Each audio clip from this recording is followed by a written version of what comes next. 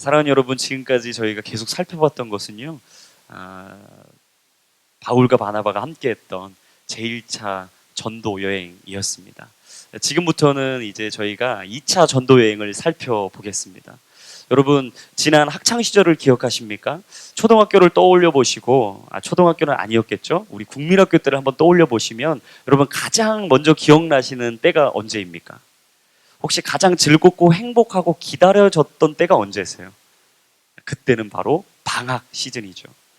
여러분, 누구나 다 기다리고 행복하고 즐겁게 고대했던 시간, 바로 방학입니다.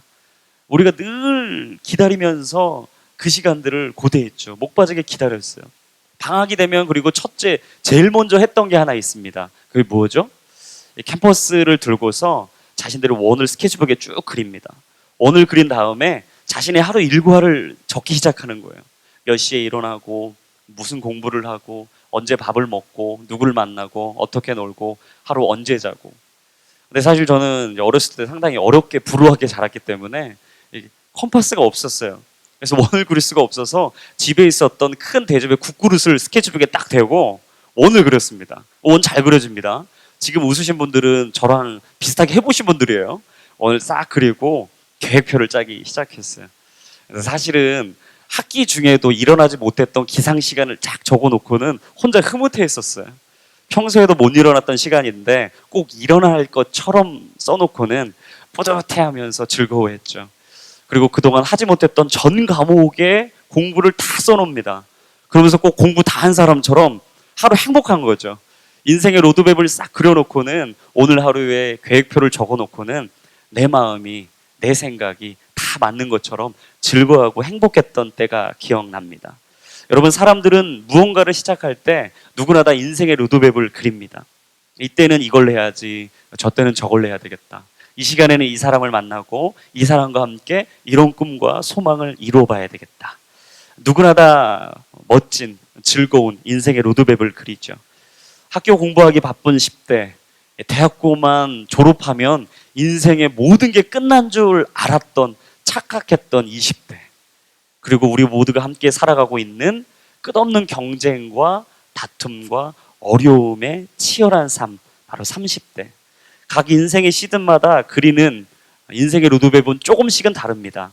하지만 우리가 늘 그리는 로드맵 중에 이 한 가지는 빠지지 않아요. 그것은 무엇인가? 남들처럼 부럽지 않게 살겠다. 남들처럼 돈 많이 벌어서 행복한 인생 살아보겠다. 그리고 남부럽지 않게 편하게 새롭게 나의 인생의 꿈을 꾸어보겠다라는 마음, 이 한 가지는 누구나 다 동일한 것 같습니다. 바울과 바나바도 자신들의 생각대로 인생의 로드맵을 그렸어요. 선교의 로드맵을 그렸었습니다. 그게 바로 제1차 전도 여행이었습니다. 그들이 준비하고 계획한 족족 하나님이 이끌어 주셨어요. 그들이 가고 싶은 대로 하나님이 문을 다 열어주셨습니다. 만나고 싶은 사람이 있으면 만나게 해주셨고, 만난 곳에서 하나님 말씀 선포하면 그들의 귀를 쫑긋 세우고 다 들었어요. 전혀 예상하지 못했던 시나리오였습니다. 그들이 자신들이 다 한 것처럼 뿌듯했어요. 그리고 자신들이 그려놓은 그림대로 다 간다라고 생각했었죠. 그렇게 성공적인 제1차 전도 여행은 마무리되고 안디옥으로 돌아왔죠. 이 안디옥에 돌아왔더니 어떤 일이 벌어졌었죠? 저번 주에 나누었던 기독교 사상 첫 번째 회의가 등장했는데, 예루살렘 공의회가 열리기 시작했습니다. 이 공의회에서는 복음과 율법이라는 두 가지 주제로 서로 논쟁을 벌이기 시작했어요. 한쪽은 율법, 할례를 받아야만 진정한 구원의 역사를 이룰 수 있다 말하는 쪽과, 아니다, 믿음을 가지고 하나님께 나아가면 누구나 다 생명, 구원을 얻을 수 있다라고 말했죠. 하지만 이 끝없는 논쟁 가운데 베드로가 한마디로 결론을 내줬습니다. 너희들이 많은 이야기를 하고 있는데 사실 다 맞다. 하지만 이방인들에게도 복음인 들어갈 수 있다. 복음은 생명이다. 복음은 능력이다. 그리고 그 복음 안에서 우리 모두는 살아날 수 있다. 그러면서 베드로가 4가지를 이야기했어요. 자, 우리가 같이 공동체를 이루려면 이 4가지는 꼭 지켜라. 첫 번째, 우상을 숭배했고 우상에게 드려졌던 음식을 먹어서는 안 된다. 두 번째는 음행을 해서는 안 된다. 세 번째는 목을 메어 죽은 것을 먹어서는 안 된다. 마지막 4번째, 피를 먹어서는 안 된다. 자, 이 4가지를 지킨다면 이방인이든 유대인이든 하나님 안에 있든 아직 하나님께 돌아오지 않았든 전혀 문제가 되지 않는다. 우리는 하나님의 공동체를 이룰 수 있다. 베드로가 결론을 내줬어요. 그리고 그 구원론의 문제는 일단락 되는 것 같았습니다. 그렇게 제1차 전도 여행을 마친 지 5년의 시간이 지났어요. 이 5년의 시간이 지나고 오늘 본문에서 등장하는 제2차 전도 여행이 시작됩니다. 근데 이 전도 여행을 시작할 때 그냥 시작했던 게 아니에요. 처음에 바울이 하나님께서 주시는 성령의 감동이 있었습니다. 이제 그게 뭐냐면 내가 지금까지 쭉 돌아봤던 1차 전도 여행에서 보았던 지방의 곳곳 그리고 사람을 만나봐야 되겠다라는 생각이 들었어요. 그래서 함께 1차 전도 여행을 떠났던 바나바에게 이 얘기를 전했죠. 아, 바나바, 우리가 1차 전도 여행 잘했지 않냐. 우리 그동안 못 봤던 사람들 다시 봤으면 좋겠다. 그리고 그 사람들에게 가서 그 복음을 잘 지키고 있는지, 교회는 든든히 세워지고 있는지 우리 다시 한번 좀 봤으면 좋겠다라는 이야기를 던지죠. 바나바가 듣자니 괜찮거든요. 이 얘기를 듣자니 괜찮은 여행일 것 같아요. 그래서 바나바도 동의합니다. 근데 이 문제 하나가 발생하죠. 마가 요한 때문에 급격한 문제 하나가 일어나기 시작합니다. 의견이 충돌이었어요.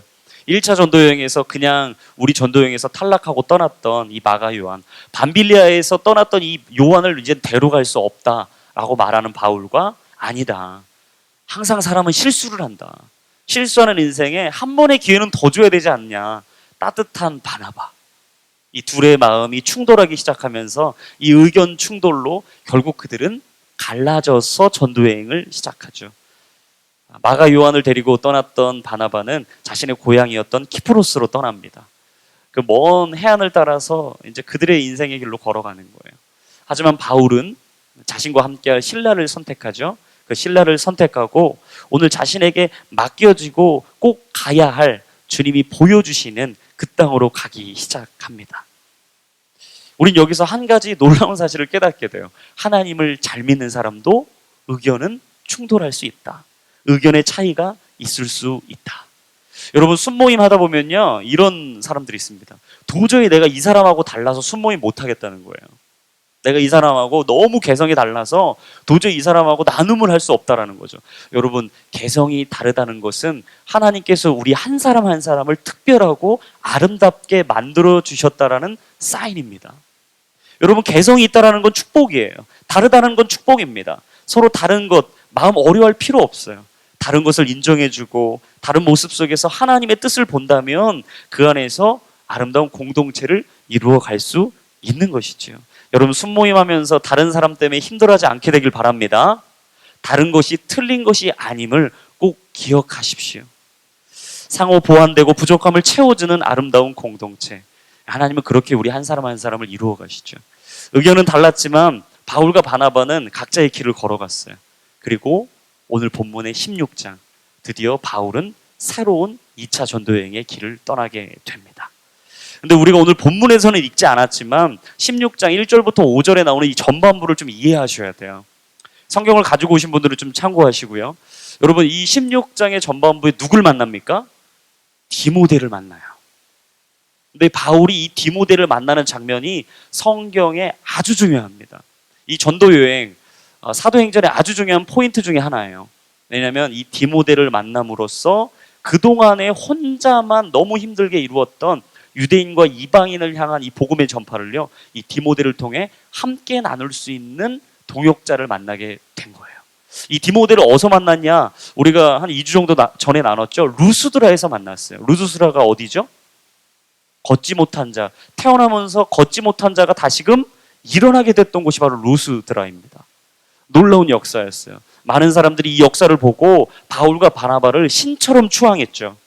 바나바를 제우스라고 부르고 바울을 헤르메스라고 부르면서 이들을 갑자기 신격화하기 시작합니다. 바울과 바나바가 깜짝 놀랐어요. 안 된다. 우리는 신이 아니다. 당신들과 똑같은 사람이다. 우리를 신격화하지 말아라. 사람들이 기대했었죠. 사실은 바나바와 바울이 신이었으면 좋겠다라는 마음이 있었어요. 왜냐하면 우리 인생을 역전시켜주고 우리 인생에 새로운 일을 일으켜줄 사람이 바로 이 사람이었으면 좋겠다라는 기대와 고대감이 있었거든요. 그런데 신이 아니라는 얘기를 듣고 그들이 바울을 돌로 치기 시작합니다. 돌을 던져서 죽을 만큼 바울에게 돌을 친 이후에 바울이 인기척이 없자 죽은 줄 알고 루스드라 성 밖으로 바울을 끄집어서 버리죠. 사람들이 얼마나 놀랐냐면 이 바울이 다 죽은 줄 알고 이 전도여행이 끝난 줄 알았어요. 제자들이 이제 너무 놀라서 슬퍼서 바울에게 갔죠. 바울을 보면서 찬찬히 살펴봤는데 바울이 사실은 살아 있었거든요. 살아있는 바울을 보고 일으켜서 1차 전도여행을 마무리했어요. 놀라운 사실. 인간적인 눈으로 보면 이 전도여행이 망친 거예요. 루스드라에서 전했던 복음은 실패한 겁니다. 여러분 생각해 보세요. 바울은 버림받았거든요. 돌팔매질을 받았거든요. 그리고 자신이 그동안 공을 들이고 열심으로 했던 이 많은 사람들에게 결국 패배자 같은 모습을 보여줬어요. 인간의 평가로는 이 사역은 실패한 겁니다. 끝난 겁니다. 안 된 거예요. 못한 거예요. 하지만 하나님은 그들이 상상하지 못했던 계획 하나를 준비하고 계셨어요. 그들이 그동안 그리지 못했던 인생의 로드맵, 선교의 로드맵을 그리고 계셨는데 그게 무엇이냐면 바로 디모데 가정이었습니다. 여러분 기억하십시오. 하나님은 늘 우리가 생각하지 못한 것을 예비하고 준비하고 계십니다. 바울이 꿈꾸지 못하고 생각하지 못했는데 알고 봤더니 루스드라에 디모데 가정을 준비하고 계셨던 거예요. 그리고 선수가 선수를 알아보는 것처럼 오늘 루스드라를 재방문한 바울은 디모데를 알아봅니다. 그리고 디모데의 모습을 보아하니 범상치가 않은 거예요. 보아하니 모태신앙인 거예요. 모태신앙 딱 보면은 흐리멍텅할 것 같았는데 바울이 딱 보니까 이 믿음이 견고한 거죠. 이 믿음을 보니까 혼자 믿는 게 아니에요. 알고 봤더니 어머니 유니게 그의 신앙을 더 거슬러 봤더니 외할머니였던 이 로이스에게 이 신앙이 계속 대대로 내려오고 있었던 거죠. 여러분 축복합니다. 여러분 가정도 믿음의 가문이 되기를 축복합니다. 여러분 대대로 믿음을 계승하세요. 여러분 신앙은요 계승되어야 합니다. 신앙은 멈춰서는 안 돼요. 나에 대해 끝내서는 안 돼요. 하나님께서 내게 주실 그 신앙 계속 이어져야 합니다. 이 가정은요 끝없이 믿음을 전하고 있었어요. 얼마나 아름다운 믿음의 가문이에요. 돌팔매질을 당하고 죽기까지 바울의 모습을 봤던 그들에게 여러분 생각해 보십시오. 죽기까지 돌을 맞았던 이 바울을 봤는데 그들이 신앙을 지켜간다는 게 얼마나 어려웠을까요? 옆에서 죽음을 당하고 있는 믿음의 사람을 보면서 이 신앙을 고수하고 그 바울이 떠났음에도 불구하고 루스드라 그 작은 도시에서 하나님의 복음을 지켜간다는 것. 여러분 이게 얼마나 어려운 선택입니까? 근데 그 디모데의 가정은요 그 믿음을 고수했어요. 지켜갔어요. 끝까지 달려갔어요. 그리고 5년 동안의 시간 그 교회와 그 공동체를 하나하나 견고히 이루어 갔던 것이죠. 여러분 우리는 결혼을 다 준비하고 있습니다. 우리는 꿈꿀 수 있어요. 복음의 가문, 믿음의 가정. 여러분 인생 가운데 이런 놀라운 믿음의 가정의 축복이 있기를 바랍니다. 여러분 이런 꿈을 꾸세요. 소망하세요. 소원하세요. 디모데 같은 아들을 낳으세요. 그리고 이 디모데처럼 아름다운 이 믿음의 아들 속에서 이루어지는 전도 여행, 믿음의 역사 우리가 같이 한번 보기를 원해요. 우리 같이 한번 오늘 본문의 6절부터 10절까지 말씀을요 다시 한번 읽어보겠습니다. 우리 6절에서 10절을 읽어보겠습니다. 시작.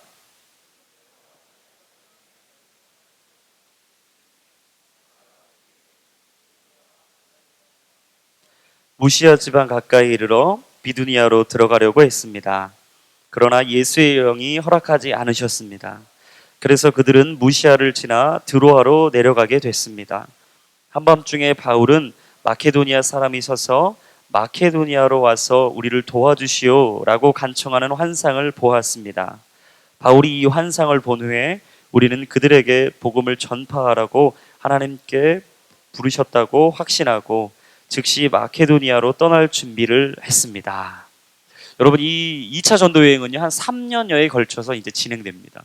AD 49년부터 52년까지 한 3년 동안에 있을 여행이에요. 이 바울이 1차 전도 여행에서 그랬듯이 2차 전도 여행을 준비하면서도 이 전도 여행의 로드맵을 그렸어요. 아 어떻게 갈까? 어디로 갈까? 누구를 만날까? 그리고 가면서 누구 데리고 갈까? 꿈꿨죠. 그래서 바울이 지금 생각한 게 딱 하나였어요. 내가 지금 옆에 있는 실라와 나와 함께할 디모데, 이 사람 데리고 가야 되겠다. 왜냐하면 디모데는 그 어머니가 유대인이었고 아버지가 이방인 그리스인이었기 때문에 이 헬라어와 유대말이 능통했던 사람이었어요. 그래서 이 전도 여행에는 아주 알맞은 사람 디모데였습니다. 이 두 사람을 데리고 이제 전도 여행의 그림을 그리기 시작하는 거죠. 첫 번째 자기가 원했던 곳이 있었어요. 어디였냐면 소아시아 지역입니다. 따라합니다. 소아시아 지역. 그런데 여러분 중요한 게 이 소아시아 지역은요, 우리가 사는 지금 아시아 지방이 아니에요. 착각하시면 안 돼요. 그 바울이 지금 살고 있는 여기에 아시아를 오려고 했던 게 아니라 이 유럽 근방에 있었던 로마 식민지 하에 있었던 그 지방의 한 지역이었던 아시아 지역을 가기를 원했던 거예요. 왜냐하면 바나바는 해안 도시를 따라갔고 이제 바울은 해안 도시가 아닌 반대편 육로를 따라서 전도 여행을 시작해야 됐거든요. 그래서 그가 가장 먼저 생각한 건 어딘가 아시아 지역이었어요. 아시아 지역은 또 어딘가 1차 전도 여행 때 자신이 들렸던 갈라디아 지역에 속해 있었던 지방입니다. 그러니까 무슨 생각이죠? 내가 봤던 지역들, 내가 갔던 지역들, 만났던 사람들, 그리고 내가 복음을 선포했던 그 사람들이 과연 교회를 잘 세우고 있는지, 신앙은 잘 지키고 있는지, 하나님의 말씀을 잘 따라 살고 있는지 보고 싶었던 거예요. 여러분 사람의 본능이 어떻죠? 내가 뿌려놓은 거는 보고 싶은 마음이 사람 마음이거든요. 뿌린 씨앗은 열매 맺었는지 보고 싶은 게 사람 마음이에요. 바울도 그랬어요. 인생의 로드맵을 그리기 시작했죠. 하지만 하나님이 아시아 지역으로 가는 그 길을 막으셨다.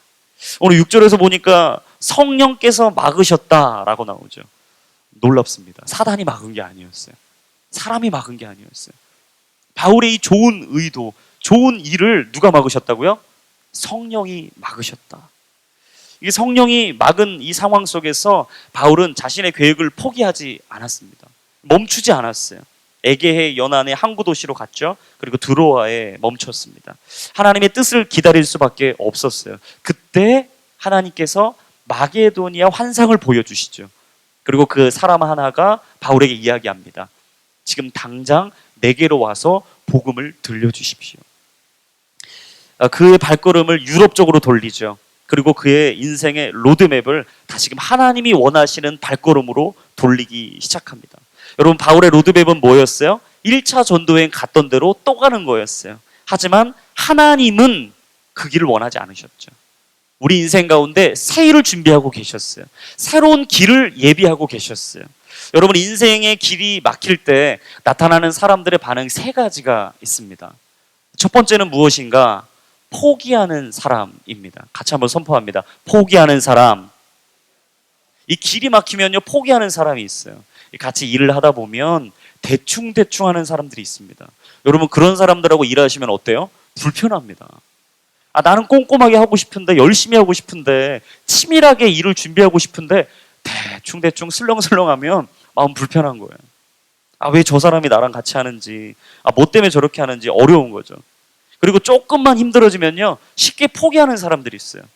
조금만 가다가 아르바이트 이거 너무 힘드네, 때려치고, 이 직장 이 상사 이거 안 되겠네, 나랑 안 맞네, 그만두고. 계속 뭔가를 하면 조금만 힘들면 금방 포기하는 사람들이 있죠. 같이 일하는 사람들도 맥이 빠집니다. 힘이 빠져요. 근데 바울은 달랐어요. 가던 길을 포기하지 않았어요.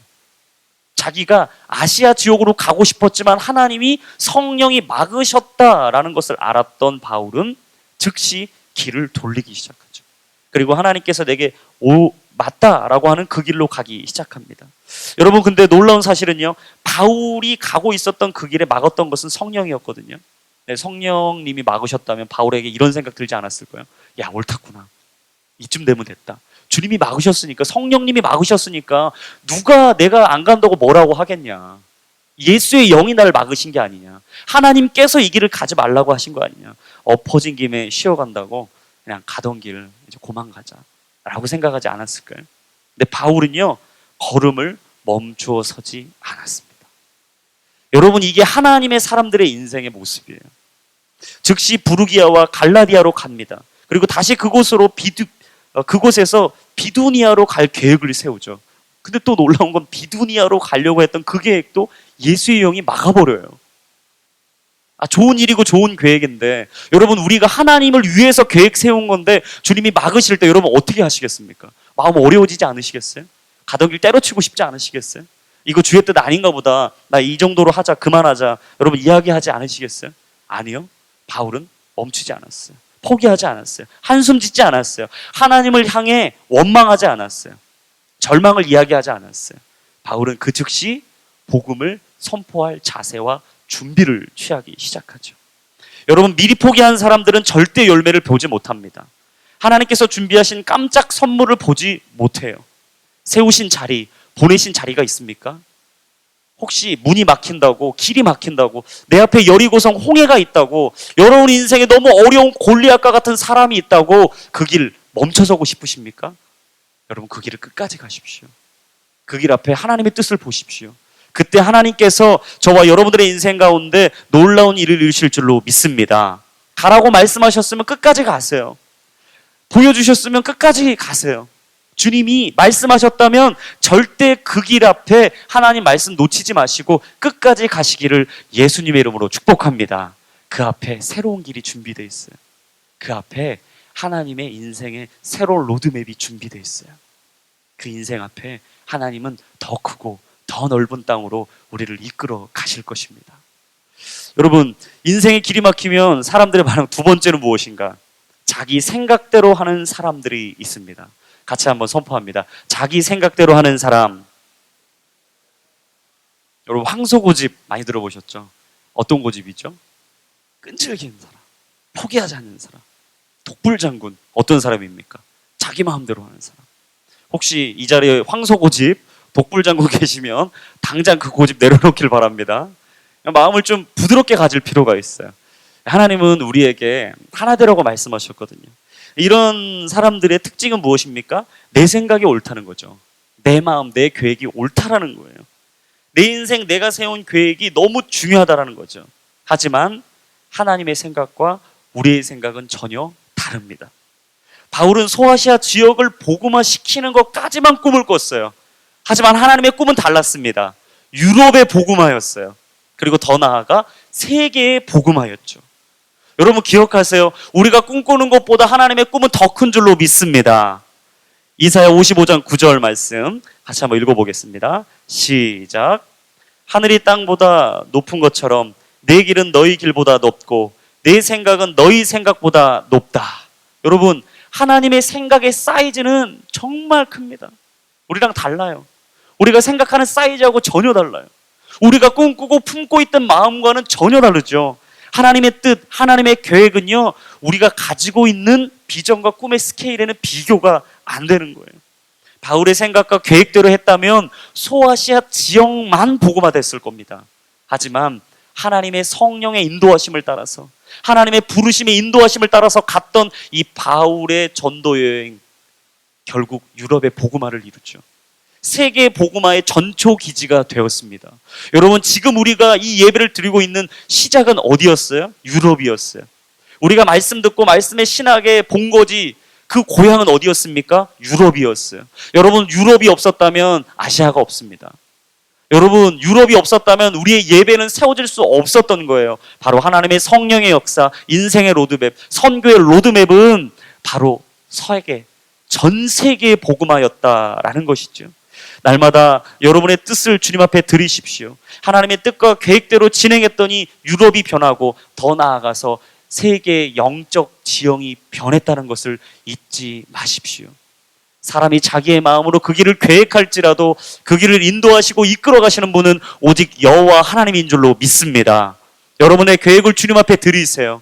인생의 로드맵을 주님 앞에 드리세요. 나의 걸음걸음을 주님 앞에 내어드리세요. 그때 주님께서는 여러분 인생의 영적 흐름을 바꾸실 거예요.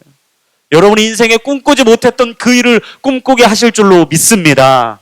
여러분 하나님의 꿈, 하나님의 비전, 하나님의 인도하심, 그것은 이전에도 없었고 이후에도 없을 정말 놀라운 하나님의 계획입니다.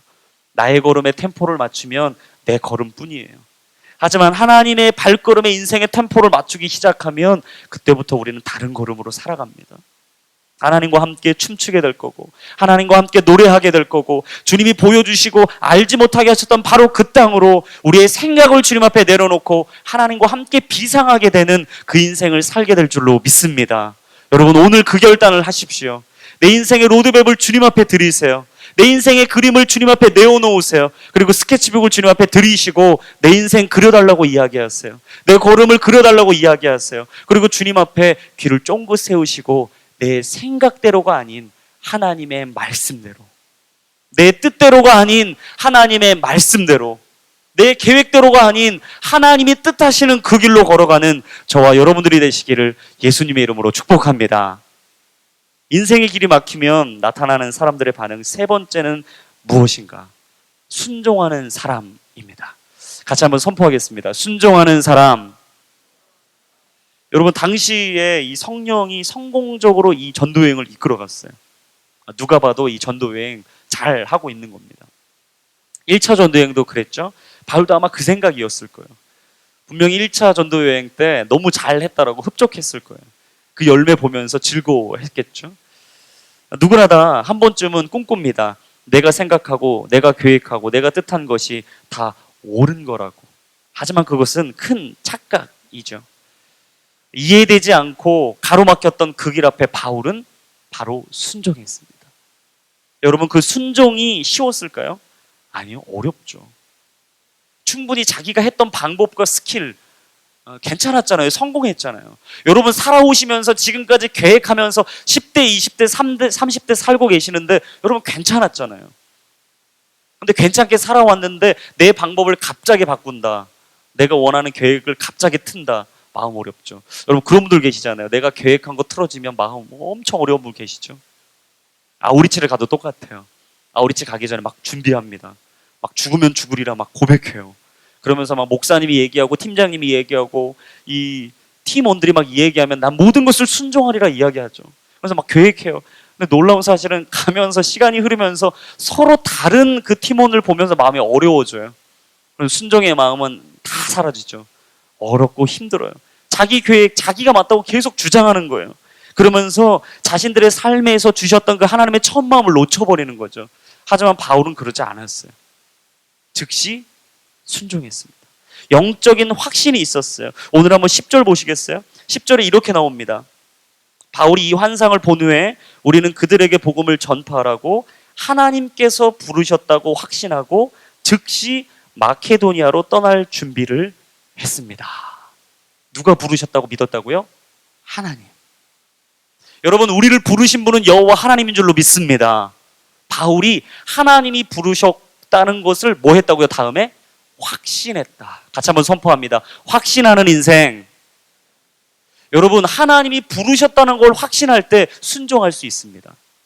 하나님이 이 자리를 부르셨다는 걸 확신할 때 우리는 즉시 순종할 수 있어요. 그러니까 바울이 순종한 걸 보니까 그 다음에 어떻게 했다? 확신하고 즉시 마케도니아로 갔다. 여러분, 순종은 즉시 하는 겁니다. 순종은 고민하지 않는 거예요. 그냥 가는 거예요. 말없이 주의 뜻을 따르는 거예요. 알렉산더 그레함 벨이라는 분이 이런 이야기를 했습니다. 한 문이 닫힐 때면 다른 한 문이 열리는 법이다. 그러나 우리는 미련을 가지고 닫힌 문만 너무 오래 쳐다보는 나머지 우리 앞에 새로 열린 문은 보지 못하는 경우가 있다. 여러분, 끝없이 내 생각, 내 마음, 내 계획을 주장하다가 미처 하나님이 준비하시고 예비하신 열어놓은 열린 문을 보지 못한다라는 거죠. 아무리 두드려도요, 문이 굳게 닫혀 있을 때가 있어요. 여러분이 아무리 잘 계획하고 이전의 경험대로, 아니요, 그 경험에 더 살을 붙여서 열심히 잘 준비하셔도 길이 막힐 때가 있어요. 하나님을 위한 일인데 막힐 때가 있어요. 선교를 위한 일인데 막힐 때가 있어요. 하나님의 뜻을 위한 건데 가지 못하게 주님이 막으실 때가 있어요. 여러분, 그때 어떻게 하시겠습니까? 막혔다고 그냥 때려치시겠어요? 내려놓겠어요? No. 하나님의 일을 한다. 그것은 끝없는 하나님의 계획을 신뢰한다라는 것입니다. 하나님은 모든 문을 닫지 않으십니다. 모든 문을 닫고 계지 않으십니다. 한 문이 닫혔다면 하나님은 내가 알지 못하는 다른 문을 열고 계시다는 뜻이에요. 기도하는 사람에게 닫힌 문은 우연한 문이 아니에요. 하나님이 계획하신 문이죠. 기도하는 사람에게 그 문은 필연적으로 하나님의 뜻을 알아야 할, 반드시 거쳐야 할 관문과도 같은 것입니다. 여러분, 새로운 인생의 로드맵 하나님은 그리고 계신 거예요. 준비하고 계신 거예요. 그리고 주님께서 그 길 속에 순종하는 사람을 통해 하나님께서 그리고 계신 아름다운 인생의 길이 있다고 주님이 말씀하고 있다라는 것이죠. 여러분, 하나님의 선하심을 믿으십시오. 하나님의 인자하심을 믿으십시오. 하나님의 계획을 신뢰하십시오. 그리고 하나님께서 우리 인생을 이끌어가고 계신 여호와 하나님, 인생의 주인이심을 이 시간 믿음으로 고백하기를 예수님의 이름으로 축복합니다. 여러분, 그때 인생이 새로워지게 돼 있어요. 임마누엘의 하나님을 날마다 신뢰하고 나아갈 때 우리는 그 하나님 경험하게 되어 있어요. 여호와 이레로 주님이 준비하고 이끌어가고 계신다는 것을 우리는 믿게 되어 있죠. 그 내용이 오늘 본문의 후반절에 나와 있습니다. 우리 11절부터 15절까지 말씀 한번 읽어보겠습니다. 우리 11절부터 15절까지 말씀 시작.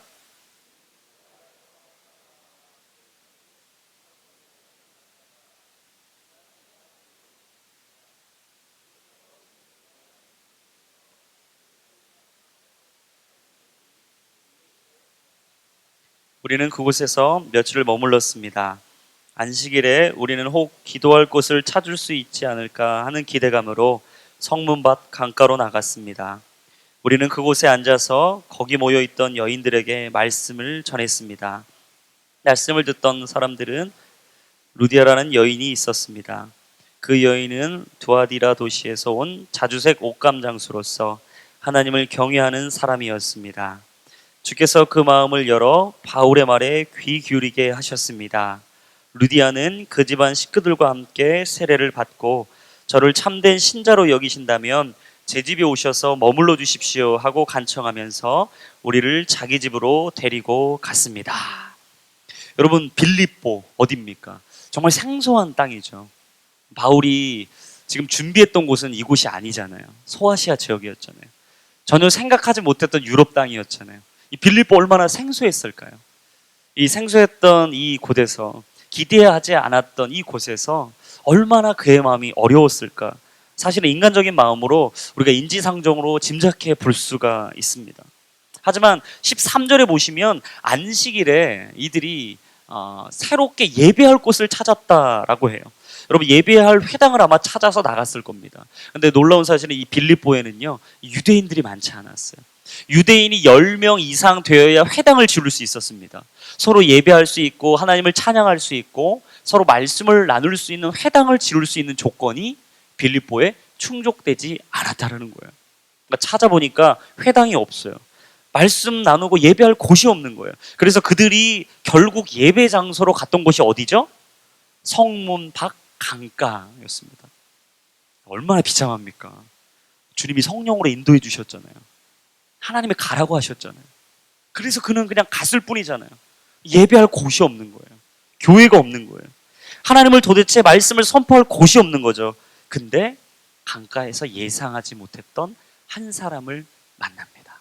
그 사람이 바로 루디아였어요. 이 루디아는 누구인가? 두아디아 도시에서 온 자주색 옷감 장수였어요. 근데 옷장사였는데 이 사람은 하나님을 경외하고 예배했던 사람이었던 것 같아요.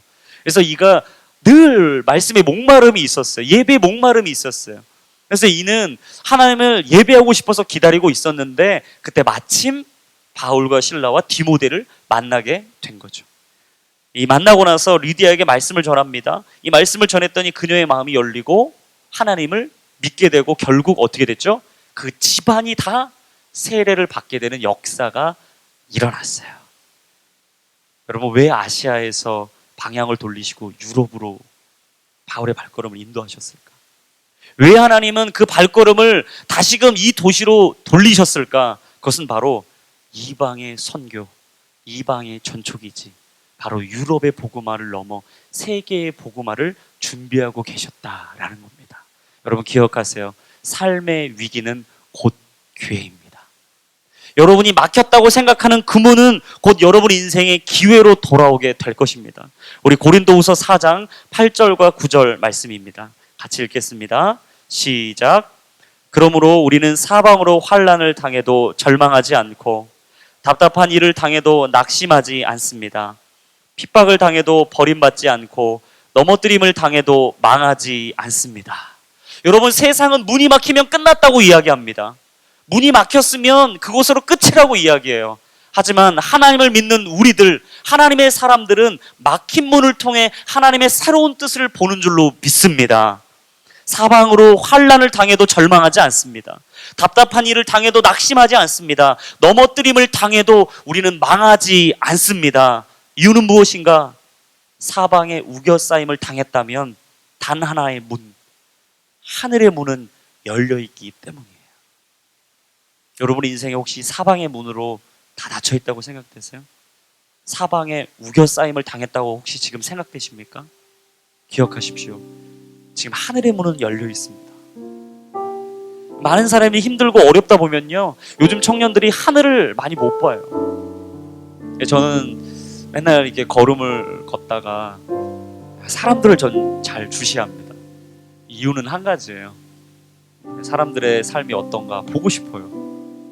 내 인생 나만 보면 재미없잖아요, 여러분. 다른 사람 인생 보고 싶어서 저는 걸어다니면서 사람들 찬찬히 잘 살펴봅니다. 쫙 이렇게 보면서 사람들의 그 마음을 읽어보는 거죠. 왜냐면 사람의 마음은 어디서 나오나 얼굴에 다 나옵니다. 인생이 어렵고 힘든 분들은요, 인생의 갈 길이 막혔다고 생각되는 분들은 끝없이 얼굴에 근심이 있어요. 그분들을 대부분 보면요, 땅을 보고 걷거나 하염없이 그냥 아무것도 보지 못한 채 그냥 고개를 돌립니다. 너무 안쓰러워요. 왜 미처 우리는 하늘을 보지 못하고 땅만 보고 주변에 있는 사람만 봐야 되는 인생을 살고 있을까? 하나님을 모르면 하늘을 볼 수 있는 기회를 놓칩니다. 여러분, 우리가 우리의 인생의 로드맵, 내 길만, 내 뜻만, 내 계획만, 내 삶만 중요하다고, 내 마음이 맞다고, 내가 경험했던 거 옳다고 생각하고 살아가다 보면 여러분 절대 하늘을 볼 수 있는 기회가 없어요. 혹시 인생의 막힌 문으로 어려워하고 힘들어 하시고 계십니까? 마음의 슬픔과 아픔으로 아무도 알아주지 않는 것 같다고 생각되세요? 여러분, 그때 하늘을 보십시오. 그 하늘에서 우리를 바라보고 계시는 여호와 하나님을 바라고 있어요. 그 주님은 오늘도 우리를 주목하시고 우리가 갈 길을 보여주시며 우리의 걸음걸음을 인도하시고 오늘도 우리가 만나야 될 사람, 가야 할 자리, 봐야 할 것, 들어야 할 이야기, 수많은 것들을 우리에게 이야기하고 계십니다. 근데 우리가 미처 하늘을 바라보지 못한 채 하나님을 보지 못하고 있어요. 여러분, 조선의 아버지 미국의 선교사 언더우드를 너무나 잘 아실 겁니다. 이 언더우드 선교사는요, 처음부터 우리 조선 땅에 오려고 했던 사람이 아니었어요. 그의 마음에 인도의 마음이 있었습니다. 내가 인도에 가서 복음을 전해야 되겠다. 그래서 열심히 의술을 배웠어요. 의술로 안 되겠다. 신학도 배워야 되겠다. 신학까지 했어요. 그리고 인도를 갈 준비를, 채비를 다 마쳤는데 갑자기 듣도 못한 한 사람이 와서 그에게 조선을 이야기하는 거예요. 조선 땅을 이야기하기 시작하는 거예요. 이 사람이 그냥 흘려보내고 집에 돌아갔어요. 근데 기도를 하면 할수록 그 마음에 조선이라는 두 글자가 지워지지가 않는 거예요. 하나님이 조선을 이토록 사랑하사 지워지지가 않는 거예요. 그래서 그 언더우드는 이 조선 땅으로 발걸음을 돌립니다. 너무나 잘 알고 있는 세브란스 병원을 세우고 많은 죽은 자들을 살리고 복음 앞에 하나님의 역사를 이루죠. 여러분, 윌리엄 캐리도 똑같아요. 처음부터 그가 인도의 아버지라 불리지 않았습니다. 그는 남태평양 남부에 있는 폴리네시아라고 하는 작은 섬들을 말했던 그 섬들을 돌아다니면서 복음을 전하고 싶었던 사람이에요. 그래서 그는 끝없이 그 땅, 그곳, 그 섬만을 바라봤어요. 자기 인생의 로드맵을 자기가 그리고 있었어요. 근데 하나님이 갑자기 윌리엄 캐리에게 인도 땅을 보여주시죠. 영적인 세계 복음의 지형, 지도를 바꿔보신 거였어요. 여러분, 그때 그들은 그 순종의 즉시 순종했습니다. 여러분, 혹시 인생의 길이 막혀 있다면 오늘 한번 주님 앞에 기도하실 때 그 길에 다른 의미는 없는지 한번 여쭤보세요. 그리고 끝없이 사람만 바라보고 주변만 바라보고 내 인생만을 바라봤던 그 자리에서 이제는 눈을 돌려 하늘을 바라보십시오. 그 주님이 저와 여러분들의 아버지이십니다. 그 주님이 저와 여러분들의 인생의 인도자가 되어주시고 지도자가 되어주시고 참된 목자가 되어주실 줄로 믿습니다.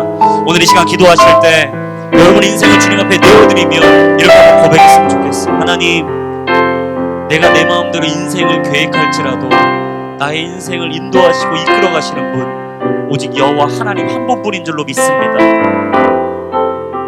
내가 순종하기엔 너무나 불편하고 하나님 말씀 듣고 가기엔 내가 너무나 어렵지만 오늘 이 시간 잠시 내 머리를 주 앞에 조아리고 내가 기도하며 나아갑니다. 주님께서 내 인생 가운데 뜻하신 그 길을 보여주시는 그 길을 새로 가라 말씀하시는 그 길을 이제는 주저함 없이 가기를 원합니다.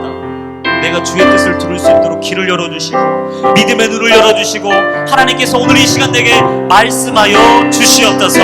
막혔다고 두려워하지 마십시오. 여러분 당장 이 길이 홍해와 같다고 여리고성 같다고 골리앗과 같은 사람들이 내 앞에 있다고 여러분 거기서 멈추지 마세요. 그 길을 끝까지 가세요. 포기하지 마세요. 주저하지 마세요. 원망하지 마세요. 절망하지 마세요. 하나님이 우리 인생의 참된 목자 인도자가 되어주실 줄로 믿습니다.